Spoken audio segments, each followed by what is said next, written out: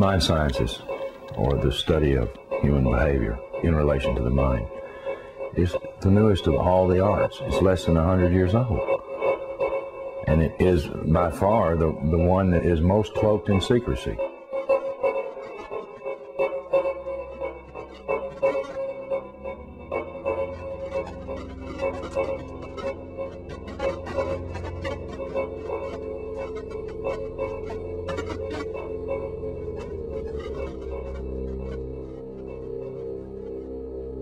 The origins of psychological warfare were in Nazi Germany, and in the Nazi ideology they had something that was called Weltanschauungskrieg, which means worldview warfare. The idea for them was imposing the Nazi worldview on the countries that they had occupied. The Americans picked up this idea, created an American version of it, and called that psychological warfare.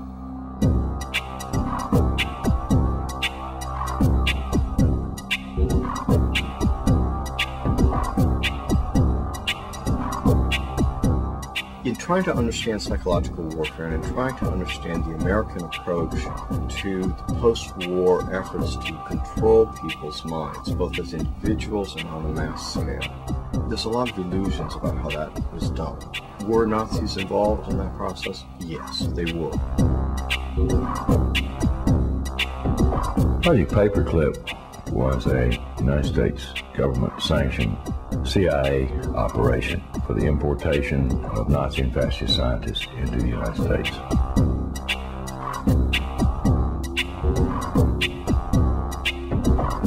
Their statement was simply this: if we don't bring these people into this country and contain them, then our enemies, the Soviet Union, will get them.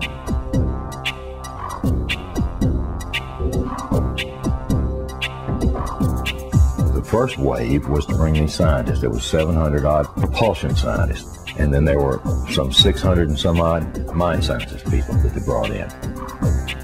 The CIA was given the responsibility of actually placing the individuals that had a Project Paperclip into the military-industrial complex, including our colleges and universities.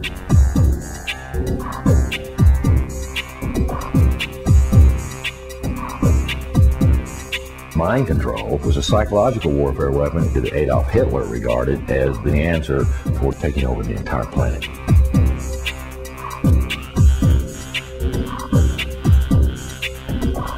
The name for the mind control research in this country was MK-Ultra. MK-Ultra was one program of a series of programs that came out of the CIA to experiment with different types of mind control, using drugs, using electroshock, using insulin shock, and other techniques.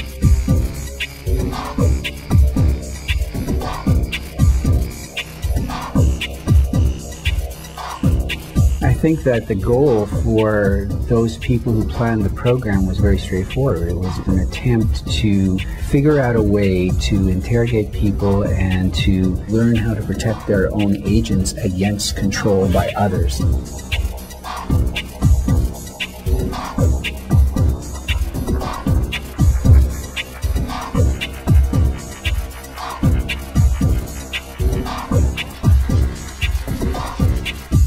If you put someone in a position of being disabled by not feeding them or not allowing them to sleep or overwhelming them with sound, if you use massive shock treatment and you give people massive doses of drugs such as PCP or mescaline or amphetamines or LSD, and if you put them in periods of darkness where they can't predict from one minute to another what is going to happen next, so they're always dreading, there's no consistency to sort of what's going to happen, anybody can be put in a position of being open to brainwashing.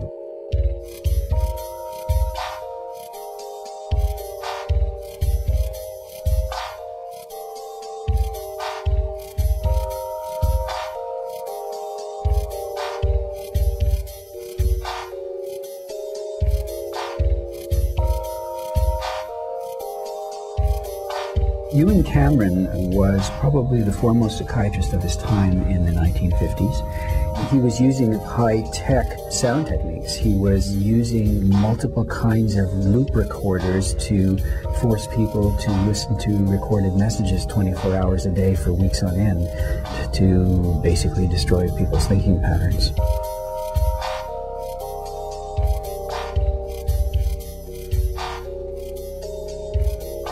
He injected the lysergic acid into the vein, and he patted me on the shoulder and said, "Now there, lassie, we'll see you later." And I started to feel very frightened, and the fright became a terror. And I sort of began throwing myself from one side of the room to the other. I didn't know what to do to stop this feeling. It felt like my bones were melting, that I just didn't know who I was anymore.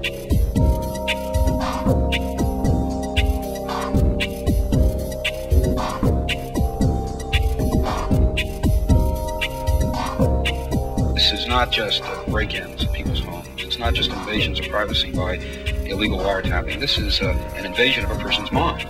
And that is about as profound an injury, except for loss of life, that the government can impose.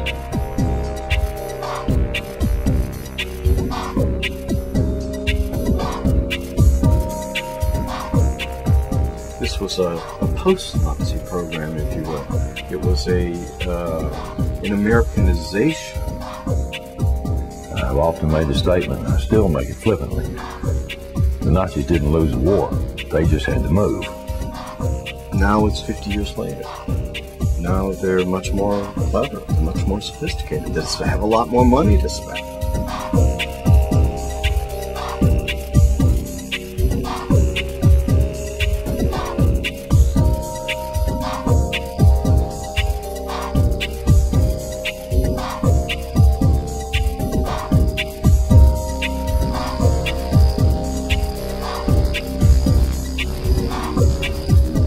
Motor coordination was disrupted because of the compound's effect. Although his vision was not impaired, he found it difficult to focus his attention on the next objective. His physical actions were noticeably slower. He felt compelled to disobey his instructions. Did Sergeant Ditches give you any instructions about what you were supposed to do tomorrow? Tomorrow? What is today? Thursday? Today's Thursday. Today's Thursday. Well, Wars are not won on the battlefield. They're won in the minds of the people.